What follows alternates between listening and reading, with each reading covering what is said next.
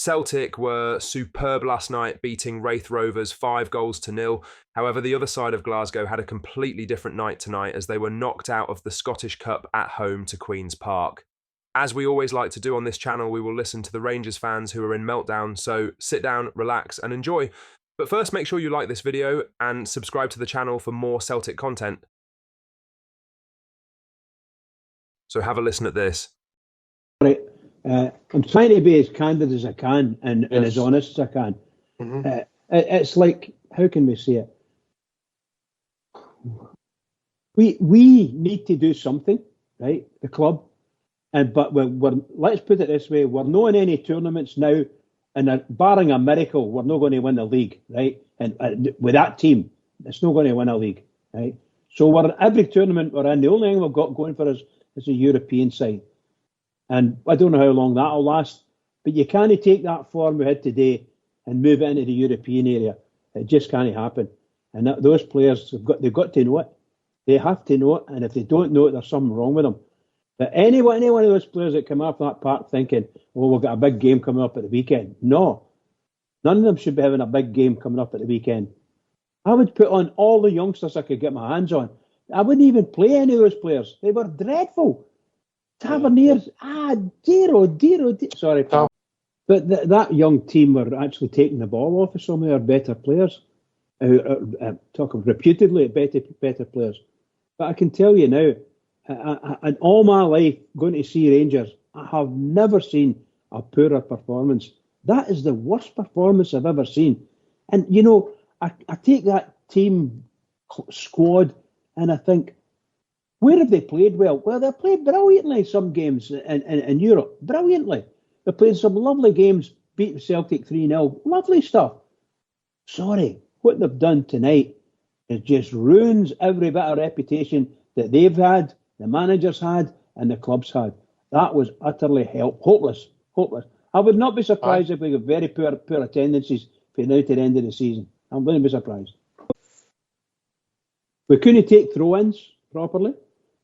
We couldn't take free kicks properly, balls into the middle of the area, and we only started actually getting the better balls in with 5 minutes to go, and for the last 10 minutes of the game, including the sort of injury time, where we must have had enough balls to pepper. But our luck was out at that time. I think we'd done everything that you could ever do wrong. We did it wrong. Right up to Tavernier's penalty, right up to that.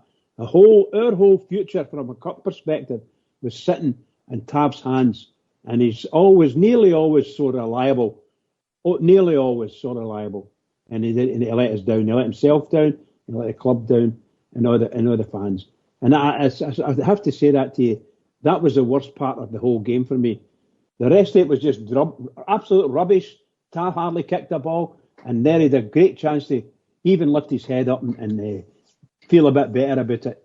No there. I'll carry on for what you said. The trigger's going to have to pull the trigger, and it has to happen tonight. We cannot go on. They can't go. They don't. Please, board, don't think for a minute everything's going to be hunky dory. But when we get to play our next league game, it's not. It's just not. The fans will not have. They'll not have it. That's what I think anyway. We failed to a whole category of catastrophe of passes that we had. Unbelievable. I think some of our players they only found 1, maybe 2 out of 10 passes during that game. The amount of passes we put the ball out of the pitch, why? There's nobody there. There's no big team shoving you at the park. They just can't pass the ball, or didn't pass the ball tonight. And that was our ending. We made their young keeper, and he's only a youngster, we made their young keeper look absolutely brilliant. Some of the stuff we did tonight was just unthinkable. And when we did get a chance to shoot, some of their players were really good in blocking the ball and things like that, and that's expected for a young defensive team.